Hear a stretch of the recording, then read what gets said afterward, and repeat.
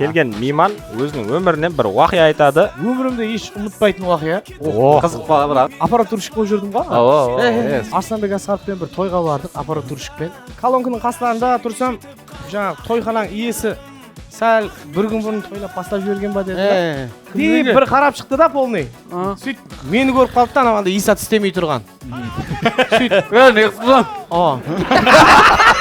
бар ана қораға бар да шлянкі бар нахан деді. Сол шлянкіні алып қайт бар деді. Яға мен анау мынау деп айта алмадым да. Мал қорадан жаңа шлянкіні алып шықтым.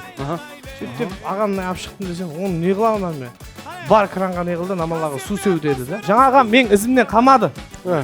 Мынақларға сеу енді, мынақларға сеу деді да. Сөйтіп ең ізімде тап мен сеуіп жатқан кезде бірден не кеп қалды ғой жаңа. Ауқаттың астын жағатын. Томарлар. Болды өзім сеуімен деді, сен аналар анаққа тасын түсір де. Сөйтіп қызық жері Соны түсіріп деп тағлап жатқан кезде арсынан кеп қалды. Айтпасам болмай тұрау сағынғанымды, жүрегің сезіп жүрау яман сағынды. Сәлемім айтып барың, сол ярға айтып